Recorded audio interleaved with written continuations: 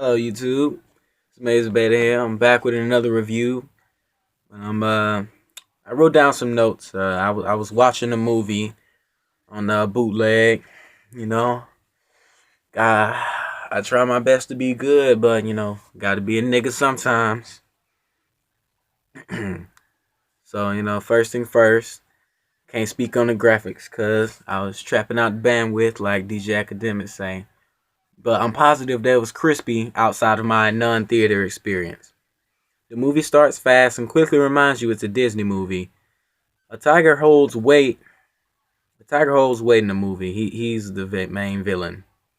All animals make way for this one tiger when he walks through. And then they try and hit you in the fields about 15 minutes in, with the protagonist leaving the wolf pack. It's Moldy Cheese, the human. There's a quick, what did I write? There's a quick cat fight. Oops, that happens in the safari when between the Black Panther who saved Moldy Cheese as a baby and the tiger from earlier that made all the animals back up. The tiger from earlier tosses the lead wolf from the wolf pack. You just toss him off the cliff, Tekken style, because he wanted to eat the human or kill him or whatever.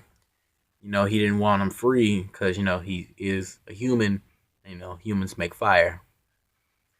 And then little Moldy Cheese, he run into where the Black Panther told him to go. He almost gets eaten by a sexy snake. And then a black bear saves him and just swats the snake away. Whatever.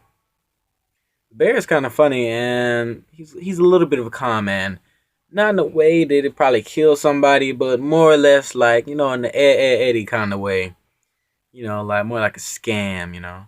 He gets little Moldy Cheese to get him some honey. Little Moldy Cheese is apparently handy as fuck. He's a little MacGyver of the jungle. He can craft like anything out of leaves and vines and mud. All right, now the next day, or whatever, the panther come back to the spot where he hanging out with the bear, and then they try and take another stab at your feelings when they reveal that little Moldy Cheese, he's not an animal, and he got to do what he got to do to protect his neck. Tigers will chew off your jugular vein. All right. So,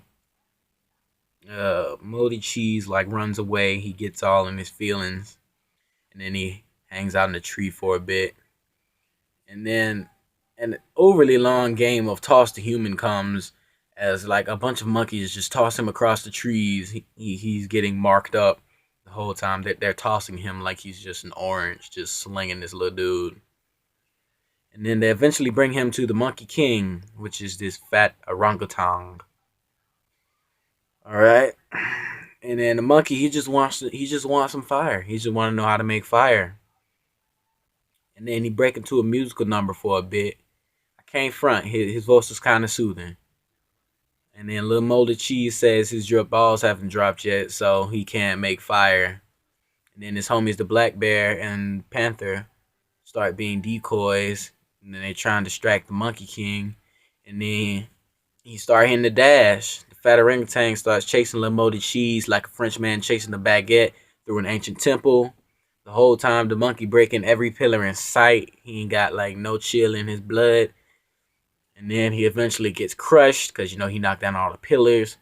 Young Mo takes a leap of faith and survives. He runs into the distance, sees some humans shooting dice and selling dope. He's mesmerized by the fire. Then conveniently he just grabs a torch that's just like far away from all of them, so he doesn't even make any type of contact with the humans. All right, so he grabs the fire, and as he's running back to the forest, not paying any attention to the forest behind him that he's just setting ablaze, just completely oblivious or whatever. And then he comes face to face with the tiger. Young Mo, being naive as he is, throws the fire into the water because, the tiger was like, you're no better than other humans or whatever. And, young Mo feels he got something to prove, so he throws, the fire in the water. Let that sink in for a minute. All right. So the wolves, so the wolf pack, bear, and that one panther, they all got Lil M back. You know, they all come at the tiger, and every single one of them weak as fuck, bro. Like Tiger ran through all of them. Like he was smacking wolves left and right, bro. He made quick work of the bear. The bear lasted a little longer than everybody else, but yeah, he made slight work of the bear. And it was real anticlimactic. You know, I would have thought they would have won because it was like what about it was about eight of them. It's about eight of them. You know, about six wolves and the bear and the panther, and they couldn't take down one tiger. One tiger, bro. He not even the king of the jungle. Lions is the king of the jungle. They couldn't take down a flipping tiger, bro. All right. Okay, so young M is just running away. He runs to the burning jungle or whatever, and then he uses his knowledge of dead trees, which they reference. It's a flashback to the beginning, not a flashback. What's the word? Callback. I think it's callback. Yeah, it's a callback to the beginning of the movie where little Moldy Cheese was running, and then he grabbed like a dead branch and he fell and he busted his turnips. All right.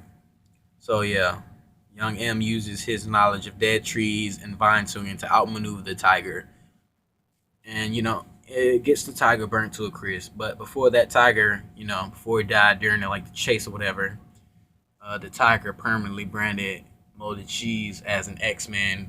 He forever got like a little X scar on his chest, on his left titty. All right, after that, Moldy Cheese stops the fire he started with the help of elephants. The rest of the movie kind of irrelevant. Moldy Cheese accepts the fact that he's human and he still hangs out with the wolf pack. Now, I can't hate on this movie. It had only three musical numbers, a fair amount of PG-13 animal violence. There was death in it, but no close-ups, which in the movie world, makes it okay as long as everybody doesn't see it up close. I personally wish the bear would have had more screen time. He was funny, great comic relief. He could not sing. There was a scene with him singing. I was not feeling it, like not at all.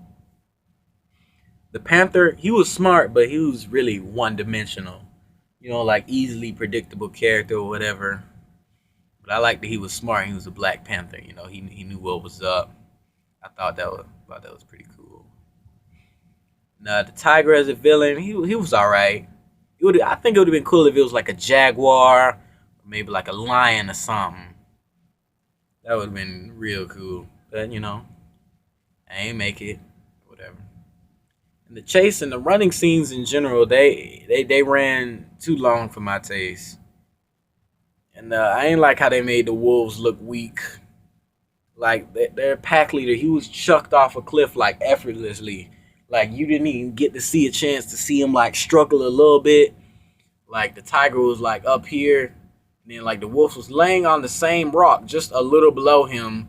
And the tiger got him just chucked this man off a cliff, and then you just like hear him whimpering into the distance, and he just dies. Uh, like no, I didn't like how easily he was taken out. It was a little disappointing. But yeah, the mother wolf was kind of cute. Made me want to rent a wolf. That one specifically, just for one day. Just for one day, I don't want to keep it. I want to keep it. That's too much maintenance. Um, yeah, I give the movie 8 out of 10.